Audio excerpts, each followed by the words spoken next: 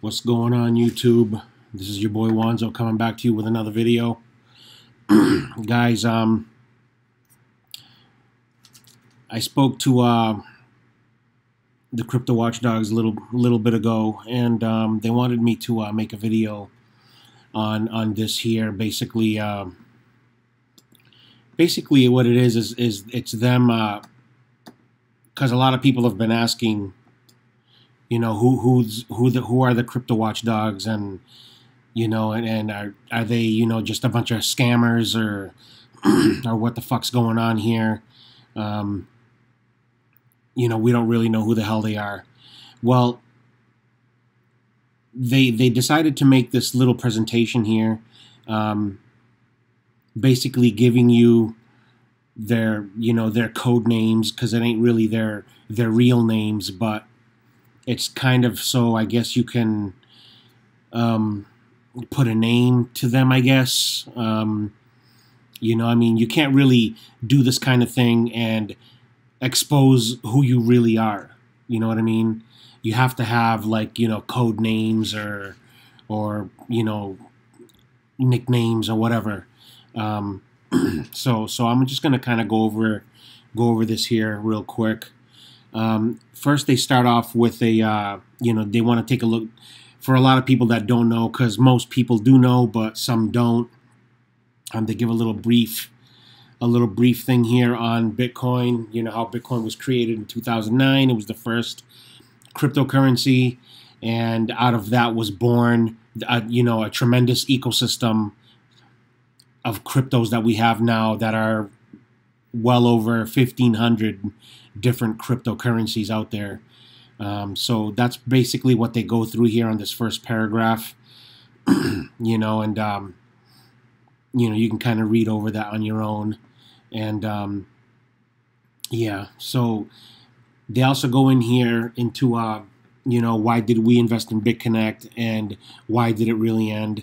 And I'm gonna go over some of this here. So I haven't read this yet. This is the first time I'm looking at it. So I don't know what this article is saying. So we have here, we would like to begin by reminding the community that we, the crypto watchdogs, are also among the people who got scammed by Bitconnect. So they were investors into the Bitconnect platform, okay? And some of us lost a little as beer money, and some of us lost a lot of money, okay, life savings. Just like many of you, we also have families that rely on us, and when Bitconnect scammed by crashing the BCC token, it produced us emotional and financial damages that are just impossible to describe in words. For many of us, life has not been the same the moment Bitconnect decided to run away with our hard-earned money. And like I said, I lost $24,000, me, myself. That's why I do these videos. That's why I'm going to continue to be a thorn in anybody's side that is related to Bitconnect, okay? And that's why I'm doing this, because I also lost a big chunk of fucking money in Bitconnect. So, of course, you could argue by saying that we should have known better, which is what everybody fucking says, oh, you should have known, blah, blah, blah, blah, whatever. Should have known better in regards of Bitconnect being a scam, and that we shouldn't have risked the money that we couldn't afford to lose, right? Fair enough. We can agree that it was a bad decision to put our money into Bitconnect, but along with us, so were 1.5 million people. So the question is, what is the main trigger to make us invest into this Ponzi scheme? Honestly, when we started the organization, at the very beginning, beginning of it, we had a group debate and tried to figure out what was in our mind. And when we almost blindly invested large amounts of money into something that turned out to be a scam. It turns out that our decision was mostly based onto the fact that Bitconnect has passed the test of time. You see, most Ponzi schemes only last about 120 days, and this is true, okay? Most Ponzi's, or most of these hypes, 120 days is actually long. A lot of these other hypes are gone within 40, 50, 60 days, okay? I think the only other one that was just as long, I think, was Chain Group. Okay, Chain Group was like around 160 days, something like that, if I remember correctly. So this is true, and this is another reason that I invested personally myself, was because when I invested, okay, Bitconnect was already on a good 6 to 7 to 8 month streak. So that's well past the 120 days. I mean, we're talking over 220, 230, 240 days at the point that I entered. So, so yeah, that's their average lifespan because they are not sustainable and end up imploding once fresh money stops coming in from new investors. So they can pay the old ones. But Bitconnect already surpassed 1 year, and it seemed not only to constantly grow in value, but the graph of the CoinMarketCap was showing that since its inception, it kept mirroring Bitcoin's volatility and price evolution. Therefore, most of us, after giving it a long thought, imagined that it wasn't actually impossible for Bitconnect to be profitable in the long run. By lending your Bitcoin to them and locking it up into USD loans, because while the value of our Bitcoin was locked up for 4 months until the initial investment release, the Bitcoin we gave to Bitconnect would have already grown to at least 2 times by then. And by following this logic, Bitconnect would have been able to pay everybody, even if they were not if there was no actual trading bot. And if it was, then it was even better. However, what most of us fail to anticipate is that the continuous uptrend of Bitcoin's price would soon take an opposite direction and ultimately make the Bitconnect system unsustainable. To put it into perspective, imagine that if before the Bitcoin price growth surpassed by a lot of the growth of the loans fed with compounding interest, this time due to Bitcoin price plummeting, it couldn't keep up anymore with the growing loans. Therefore, it was underperforming and it couldn't recover the interest payments anymore. This is what we think that the main reason why Bitconnect crashed, not because people didn't reinvest anymore, because at the end of the day, Bitconnect only had to pay interest for the actual loans that were locked. So the reinvestment here was rather irrelevant, and so was the market cap. That's why we could see the daily interests of 1% even when the market cap was 100 million or 1 billion or even 3 billion. By following this logic, it is easy for us to conclude why Bitconnect lasted for more than 1 year and why Devor lasted for only 3 months. It's because both platforms fed on the Bitcoin price uptrend, and the moment it started to go down, so did both of the platforms. We are sure that things are far more complicated than that, but overall, that is what we think happened. So that makes sense. I mean, that just makes sense. It's if you can understand that, then I don't think there's an easier explanation. Did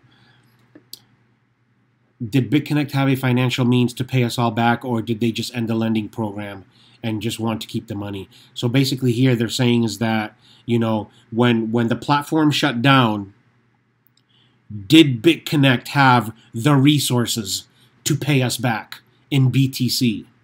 Okay? Never mind Bitconnect. Did they have the money to pay us back in Bitcoin? So let's see what they think.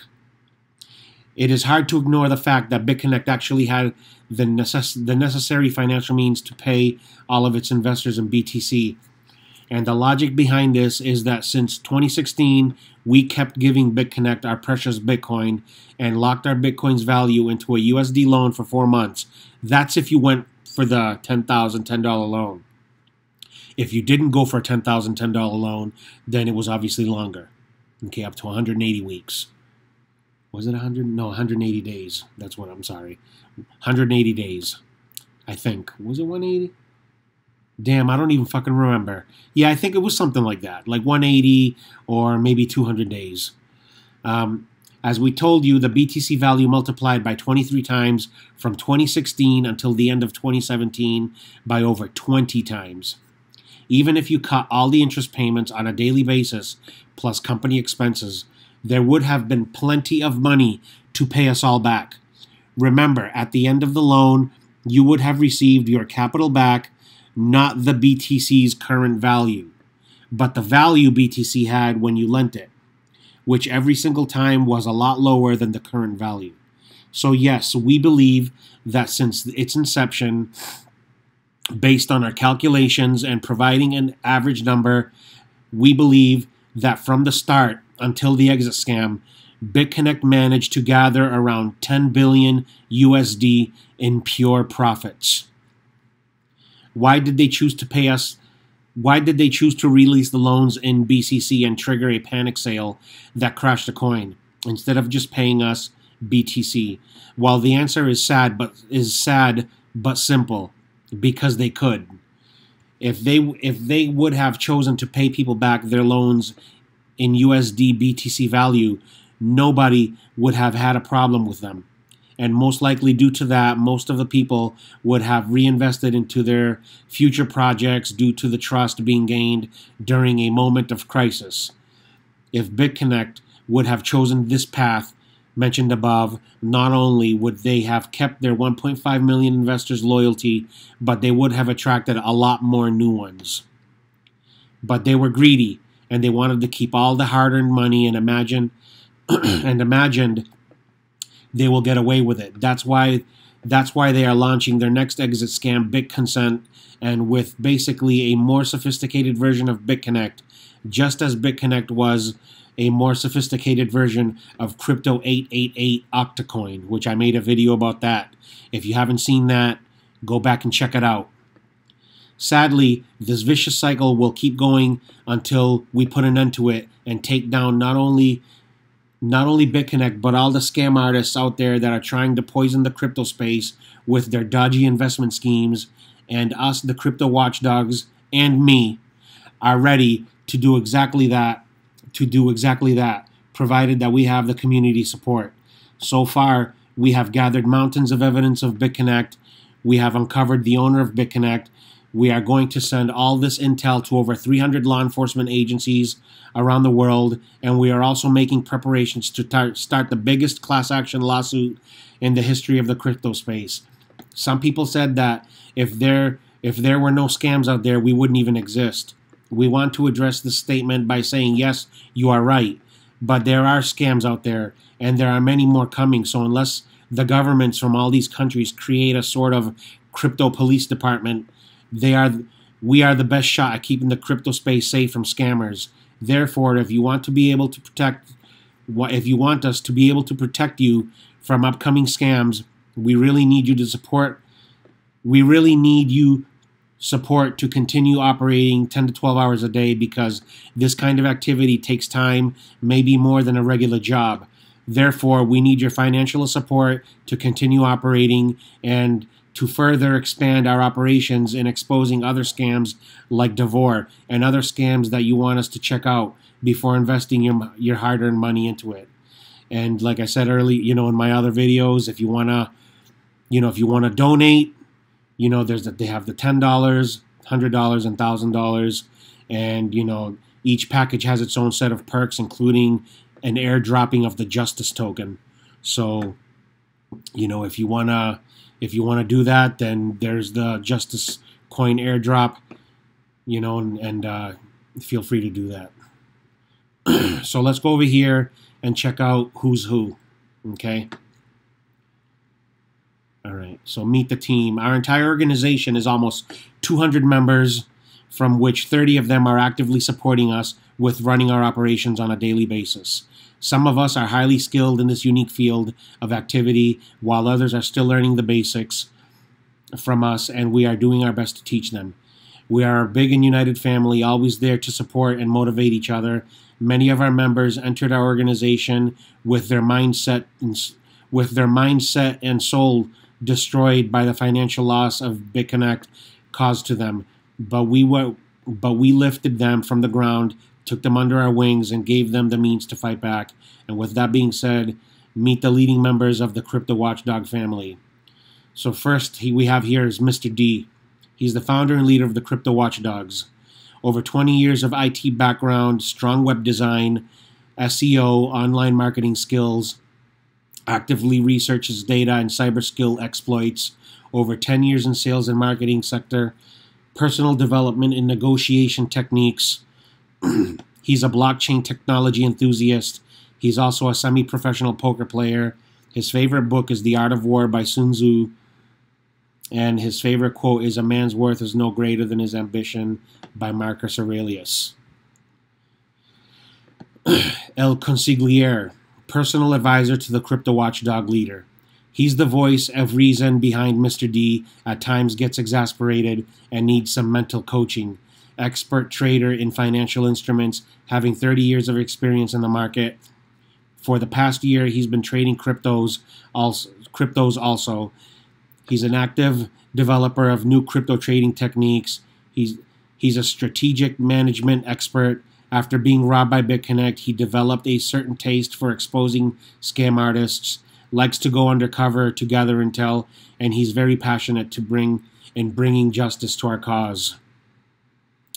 Next, we have El Vigilante, the Vigil. He's ex-military and former law enforcement officer. He is Mr. D's eyes and ears when he actually managed to get some sleep. Spent 18 years within the military. He has 20 years of investigative experience within the police department. An expert in counterterrorism and negotiations. Speaks multiple languages, including Asian ones. He's responsible for drafting specific interrogation templates tailored for each scam artist that is targeted by the Crypto Watchdog team. Favorite book, the Bible, and favorite quote, "Where is doubt, there is no doubt." And I guess that's his own quote. That's pretty good. Here we have BSOD. He's a cybersecurity expert, or what you will call a white hat. Over 20 years of experience in computer programming, cybersecurity, software development, and web design. He is particularly good at finding website security flaws, locating targets, and digging for personal data. The most accurate way to describe him would be a white hat or an ethical hacker. He is also working on developing dedicated software tools for the watchdogs. And here we have Overwatch, a dedicated department to monitor the news and to gather intel evidence. Okay, so this is a department. Okay, it's not a person. This dedicated department, having multiple members, is essential for the crypto watchdogs operations to run optimally during investigations by consistently digging for leads, gathering intel on targets, and sorting out the evidence collected. They are also responsible for keeping up with the news related to the investigated targets in order to generate more leads to be followed. They are the bookkeepers of the entire portfolio of evidence. And just like the consigliere, they also have a unique talent of going undercover and infiltrating the target organizations to get new intel. And last, we have somebody by the name of Chris Summers. I'm assuming that's not probably his real name. So, that's just my opinion, not that I know anything. Public relations manager. He is responsible for keeping in touch with the press and filter all the public statements before being released on the official website. He signed up for the role recently as the growing attention from the press, such as Bloomberg newspaper, required a PR representative to be the voice of the crypto watchdogs for interviews. Chris Summers agreed to use his real name. Oh, damn, so it is his real name. No shit. Okay, homeboy's got some balls. Chris Summers agreed to use his real name due to his limited involvement in the more classified operations conducted by the organizations. Okay, so maybe he's not really too deep involved, just, doing, news bullshit. Okay, so far he's been handling the PR sector very well, and the organization is extremely proud of him.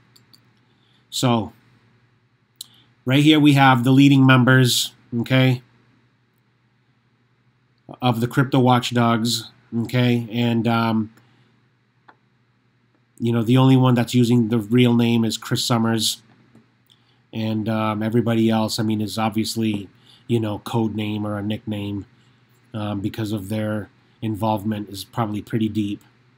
So, you know, that's pretty much it for this video, guys. You know, if you want to help them out, help them out. You know, if you're new to my channel, you know, please subscribe. You know, hit the bell so you know when I load up another video. And that's pretty much it, guys, you know. Have a good night. Peace.